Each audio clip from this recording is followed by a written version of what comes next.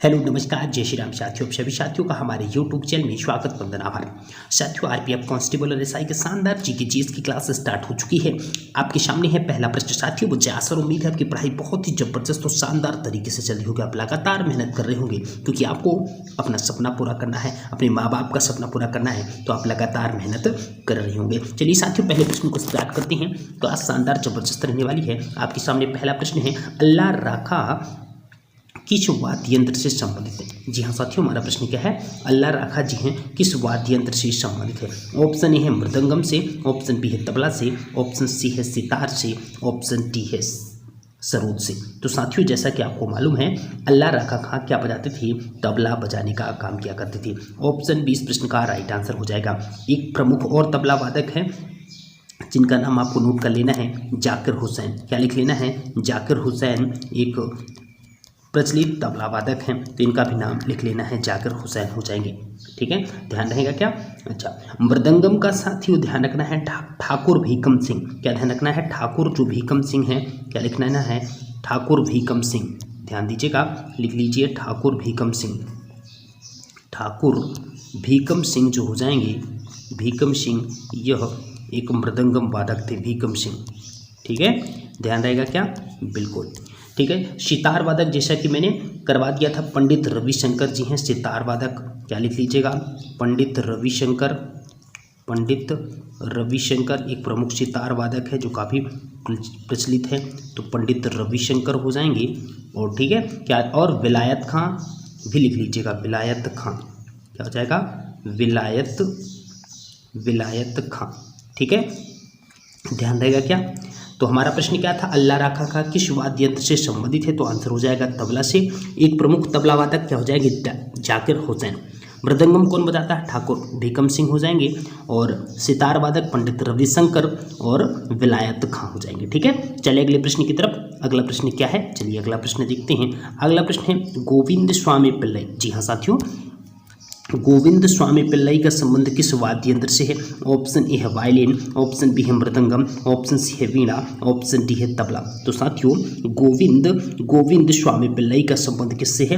Violin से है। किससे है? वायलिन बजाया करते थे गोविंद स्वामी पिल्लई। ध्यान दीजिएगा। ठीक है, वीणा के लिए क्या ध्यान रखना है? एस बालचंद्रन। क्या ध्यान रखना है साथियों? एस बालचंद्रन का नाम ध्यान रखिएगा। एस बालचंद्रन हो जाएंगे एक वीणा वादक। एस बालचंद्रन हो जाएंगे एक प्रमुख वीणा वादक। ठीक है, और बदरुद्दीन डागर भी लिख लीजिएगा। क्या लिख लीजिए है? बदरुद्दीन डागर लिख लीजिएगा, बदरुद्दीन डागर। इनका भी नाम काफ़ी फेमस है, बदरुद्दीन डागर। ये लिख लेना है आपको, डागर हो जाएंगे।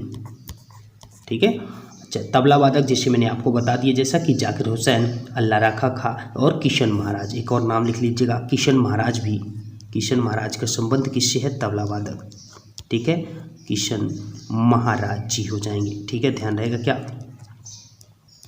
ये हो जाएंगे प्रमुख नाम। ठीक है, चलिए अगले प्रश्न की तरफ चलते हैं। अगला प्रश्न क्या हो जाएगा? अगला प्रश्न है पन्नालाल घोष। जी हाँ साथियों, पन्नालाल घोष का संबंध किस वाद्य यंत्र से है? ऑप्शन ए है शहनाई, ऑप्शन बी है मृदंगम, ऑप्शन सी है सरोद, ऑप्शन डी है बांसुरी। तो साथियों, पन्नालाल घोष का संबंध किससे हो जाएगा? बांसुरी से हो जाएगा। किससे हो जाएगा? बांसुरी से हो जाएगा। ठीक है, पन्नालाल घोष का संबंध बांसुरी से। और प्रमुख वादक कौन से हो जाएंगे?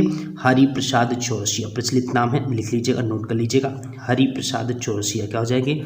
हरि प्रसाद चौरसिया, लिख लीजिएगा, हरि प्रसाद चौरसिया। ये एक प्रचलित नाम हो जाएंगे, चौरसिया, हरि प्रसाद चौरसिया। ठीक है, ये एक प्रचलित नाम हो जाएगा। और क्या ध्यान रखना है इसी में? और वी कुंजमणि ये भी लिख लीजिएगा, और एन नीला भी हो जाएंगे। ठीक है, अच्छा, सरोद वादक मैं लिखवा दूँ, सरोद वादक अमजद अली खां लिख लीजिएगा। हालांकि आगे प्रश्न आपको मिल जाएगा, अमजद अली खां। क्या लिख लेना है? अमजद अली खां लिख लीजिएगा, अमजद अली खां हो जाएंगे एक प्रमुख सरोद वादक। ठीक है, एक अन्य नाम आपको क्या ध्यान रखना है?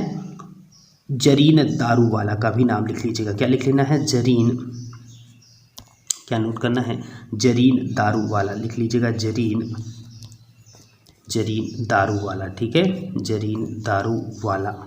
ये भी नाम हो जाएगा, किससे संबंधित हो जाएगा? आपके सरोद वादक से। ठीक है, चलिए अगले प्रश्न की तरफ चलते हैं। अगला प्रश्न क्या हो जाएगा? अगला प्रश्न है पालाधर रघु। जी हाँ, पालाधर रघु का संबंध किस वाद्य यंत्र से है? ऑप्शन ए है मृदंगम, ऑप्शन बी है बांसुरी, ऑप्शन सी है वीणा, ऑप्शन डी है तबला। तो पालाधर रघु का संबंध किससे हो जाएगा? पलाधर रघु का संबंध हो जाएगा मृदंगम से। किससे हो जाएगा? मृदंगम से। ऑप्शन ए इस प्रश्न का राइट आंसर हो जाएगा। ठीक है, हमने बांसुरी से संबंधित, वीणा से संबंधित और तबला से संबंधित नाम आपको बतला दिए हैं। ठीक है, तो हमारे इस प्रश्न का राइट आंसर क्या हो जाएगा? पलाधर रघु का संबंध किस वाद्य यंत्र से हो जाएगा? मृदंगम से हो जाएगा। ठीक है, चलिए अगले प्रश्न की तरफ चलते हैं। अगले प्रश्न क्या हो जाएगा? कन्फ्यूशियस धर्म के संस्थापक। जी हाँ, प्रश्न हमारा क्या है? कन्फ्यूशियस धर्म के संस्थापक थे। ऑप्शन ए है कुंग-फू, ऑप्शन बी है मूसा, ऑप्शन सी है लाओ त्से, ऑप्शन डी है ज़ोरोस्टर। तो साथियों, कन्फ्यूशियस धर्म के संस्थापक कौन हो जाएंगे? कुंग-फू हो जाएंगे। कौन हो जाएंगे?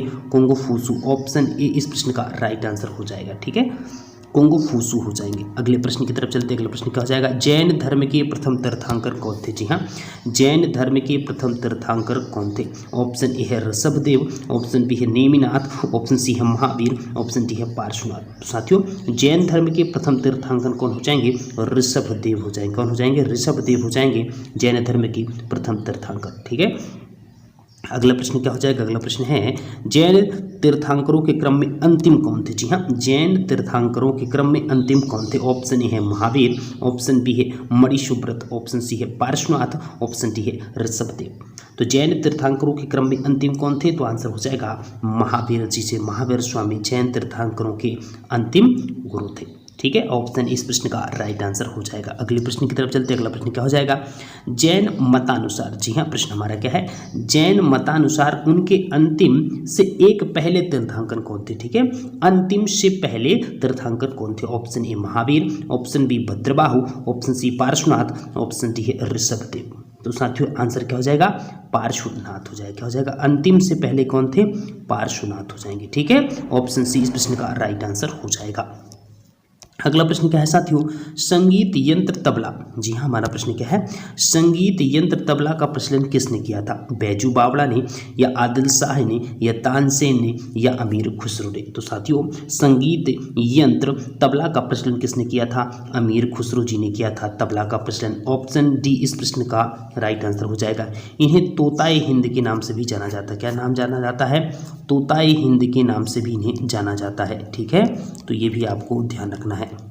ठीक है, अगले प्रश्न की तरफ चलते हैं। अगला प्रश्न क्या हो जाएगा?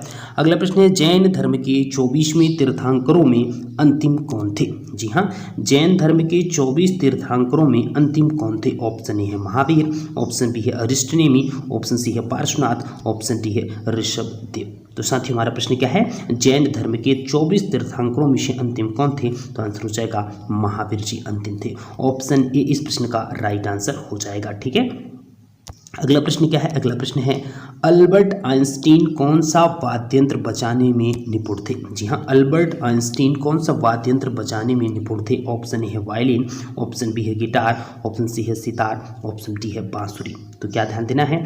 अल्बर्ट आइंस्टीन कौन सा वाद्यंत्र बजाने में निपुण थे? तो इस प्रश्न का राइट आंसर हो जाएगा वायलिन। क्या बजाने में निपुण थे? वायलिन। ठीक है, ध्यान रहेगा क्या? वायलिन बजाने में निपुण थे। अगले प्रश्न की तरफ चलते हैं। अगला प्रश्न क्या हो जाएगा? अगला प्रश्न है जैन धर्म का वास्तविक संस्थापक किसे माना जाता है? जी हाँ साथियों, जैन धर्म का वास्तविक संस्थापक किसे माना जाता है? ऑप्शन ए है महावीर, ऑप्शन बी है पार्श्वनाथ, ऑप्शन सी है नेमिनाथ, ऑप्शन डी है ऋषभदेव। तो साथियों, जैन धर्म का वास्तविक संस्थापक किसे माना जाता है? महावीर स्वामी को माना जाता है। हालांकि जैन धर्म के प्रथम तीर्थंकर कौन थे? ऋषभदेव थे। कौन थे? ऋषभदेव थे। लेकिन अगर आपसे प्रश्न क्या पूछा जाएगा जैन धर्म का वास्तविक संस्थापक, तो किसे कहेंगे? महावीर स्वामी को बोलेंगे। ठीक है, चलें क्या? अगले प्रश्न क्या हो जाएगा? भरहूत भूमि संबंधित है। जी हाँ साथियों, भरहूत जो भूमि है वह संबंधित है हिंदू धर्म से, जैन धर्म से, इस्लाम धर्म से या बौद्ध धर्म से। तो साथियों, भरहूत जो भूमि है वह बौद्ध धर्म से संबंधित है। यह मध्य प्रदेश के सतना जिले में स्थित है। कहाँ स्थित है?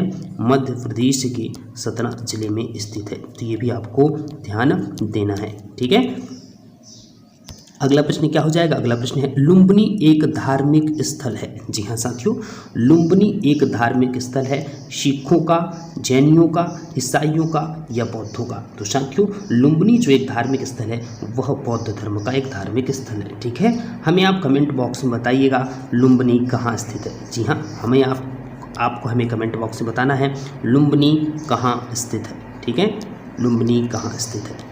ठीक है, चलिए अगले प्रश्न की तरफ चलते हैं। अगला प्रश्न क्या हो जाएगा? अगला प्रश्न है बौद्ध धर्म। जी हाँ साथियों, बौद्ध धर्म की किस एक शाखा में, ये प्रश्न को इस तरह से बना लेते हैं ये।